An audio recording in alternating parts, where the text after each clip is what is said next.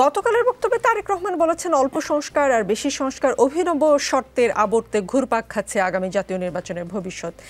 এরই ভেতর জনগণ বিশ্বাস করতে শুরু করেছে সংস্কার নিয়ে সময় ক্ষেপণের আড়ালে অন্তর্বর্তীকালীন সরকারের ভেতরে এবং বাইরে কারো কারো মনে হয় কিছু ভিন্ন উদ্দেশ্য রয়েছে।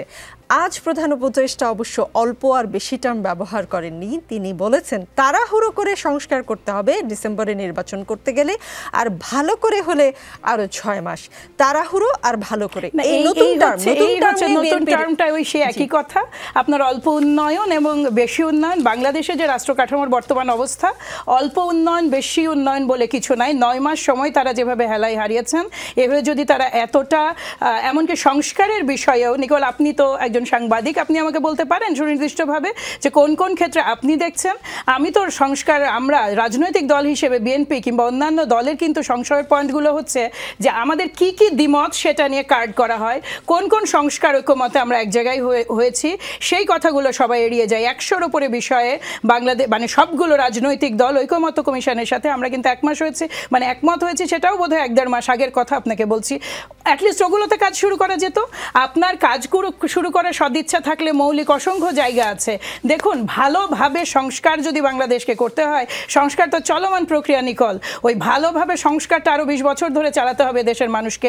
এটা হচ্ছে কাফফারা, গত 17-18 বছরের কাফফারা এইভাবেই দিতে হবে। এবং শুধু কাফফারা নয়, পরবর্তীতেও সরকারে যারাই আসবে, পরিবর্তিত পরিস্থিতি, পরিবর্তিত ভূ রাজনৈতিক চাহিদা এবং চাপ এবং দেশের ভিতরের যে চাহিদা, এগুলো মানে মিট করতে গেলে আপনাকে সংস্কার প্রতিনিয়ত করতে হবে। এবং সংস্কারটা যখন বন্ধ হয়ে যাবে তখন আপনি আটকে যাবেন। কিন্তু তার মানে এই নয় যে সংস্কার আর নির্বাচন মুখোমুখি, তা তো নয়। আর যেখানে ইলেকশন কমিশন বলেছে যে তারা ডিসেম্বরের মধ্যে একটা ইলেকশন কন্ডাক্ট করতে পারবে, ইলেকশন তো করবে ইলেকশন কমিশন, নির্বাচন কমিশন।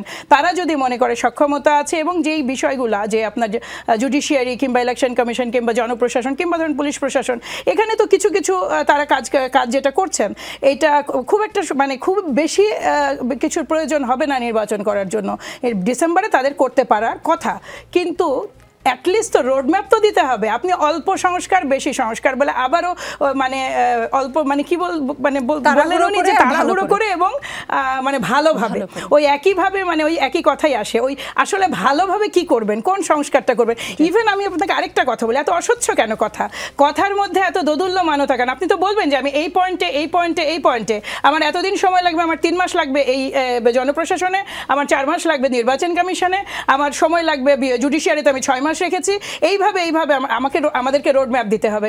ইভেন সংস্কারের রোডম্যাপ প্রয়োজন। দেখুন, সবচেয়ে বড় সংশয়ের বিষয় এই কারণে যে আমরা ওই একইভাবে উন্নয়নের ফেরে একবার পড়েছিলাম, যেখানে সব কিছু একপাশে সরিয়ে রাখা হয়েছিল, উন্নয়ন এবং নির্বাচনকে মুখোমুখি দাঁড় করিয়ে দেওয়া হয়েছিল। মানবাধিকার, মানুষের যে বেসিক রাইট, একজন নাগরিক হিসেবে তার প্রধান যে মানে কি বলে অধিকার, যেটা হচ্ছে ভোটাধিকার, সেটা থেকে তাকে ওই উন্নয়ন শব্দটা ব্যবহার করা হয়েছে। এই একই গল্প যখন সংস্কার নিয়ে আমরা শুনি, তখন তো সংশয় জায়গাটা খুব স্বাভাবিক।